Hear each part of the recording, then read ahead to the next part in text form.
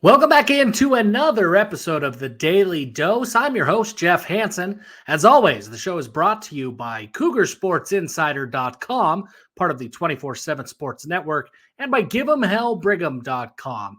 If you have not seen us on Give'emHellBrigham.com, check us out. Subscribe to our freemium newsletter. It's absolutely free, and if you like what you see and want some more, you can subscribe to become a VIP with all access to our premium newsletters, to our Discord server, and all of the good stuff that comes with being a VIP member of Give'emHellBrigham.com. Today, I want to start assessing how ready BYU is to join the Big 12 Conference. So what we're going to do, we have a report card for each position that assesses where things are at right now and where things look like they're going in the next year or two at each position group throughout the BYU football roster. And we will assess at a position-by-position level the readiness for the Big 12 Conference at BYU. Today, we start with the quarterbacks. Of course, the quarterback room looks. You've got Kedon Slovis, who looks to be the starter, Jake Retzlaff, Cade Fennegan, and Ryder Burton, the true freshman. And that's really the bulk. That's the scholarship-worthy players inside the quarterback room right now. So let's take a look at their report card and let's take a look at and gauge how ready that group is to join the Big 12 Conference. Overall, I give the group a C-. Kedon Slovis is absolutely ready. He's experienced at the Power 5 level, and though he stumbled a little bit at Pittsburgh and didn't look like his USC self, I think he has shown enough throughout the duration of his career that he can absolutely be an impact player at the Power 5 level, and BYU is lucky to have him. Behind Slovis, it's a lot of unknown. So let's break this down.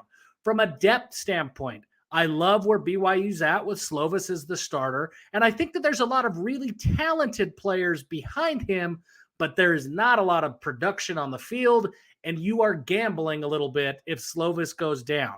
You might feel like it's a good gamble, but whoever it is, whether it's Fennegan, whether it's Burton, or whether it's Retzlaff, you are gambling if you have to replace Kedon Slovis for any significant amount of time in the upcoming 2023 season. So I don't love the depth, but I think the depth is okay with the potential to improve as some of these younger guys get more experience. It's kind of the same grade and the same, I guess, reasoning for the talent. I think there's a lot of raw talent. I think we saw in the spring game that Ryder Burton is the real deal. He was lightly recruited out of Springville High School, but that guy's got some zip on the ball. He plays with some moxie and some courage. The talent is there. We haven't seen that talent in games against college-level competition, but the talent is clearly there, and I think the same argument can be made for Jake Retzlaff. His mechanics are a little bit funny. He kind of throws from a three-quarters arms angle. We haven't seen how that will hold up against the Division I, against the Power 5 talent that BYU will play against. But the talent is there, so I feel okay. The age in the future, same thing. I wish that they had Kedon Slovis for 2 years, but BYU has 1 year. You got 1 year to go all in with Slovis as your starter, and you're hoping for the best. Behind him, Jake Retzlaff will be around. Cade Fennegan has another year, and Ryder Burton is just starting his career as a true freshman. Experience, Kedon Slovis's experience at USC and at Pitt, it goes a long ways. As long as he is healthy, BYU's overall experience in the quarterback room is as experienced as any other position group on BYU's roster. Kedon Slovis has 4 full years of college football experience at high levels. He started for 3.5 of those years. I mean, for the most part, if he's been healthy, he's been a starting quarterback at the college level, the Power 5 level. That's a big deal, and that goes a long way. And lastly, coaching. Aaron Roderick has a proven track record. Whether it's Zach Wilson or whether it's Jaron Hall, Aaron Roderick has proven that he can develop successful quarterbacks and put them in positions to succeed at BYU. Even if you look at a guy like Baylor Romney, who maybe wasn't an NFL talent, when he was on the field, Aaron Roderick, he maneuvered the offense just enough that Romney was comfortable and he was able to be successful. As long as Aaron Roderick is at the helm and coaching the quarterback position, BYU fans have to feel confident that the coaching aspect will be as good as it can be.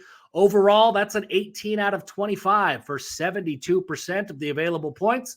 And much to my dismay, from my high school career, I know that a 72% is a C minus. Overall, you'd like to see a little bit more proven depth and maybe a little bit more talent. Maybe if BYU could have landed another player out of the transfer portal, or maybe if Jake Retzlaff was maybe a bigger profile recruit out of the junior college level, maybe you start to feel a little bit better about where they're at from a talent standpoint. But right now, you feel okay, but there's the potential that the quarterback room could grow. And obviously, as long as Aaron Roderick is there, there is reason to feel very confident in the future of the quarterback position at BYU.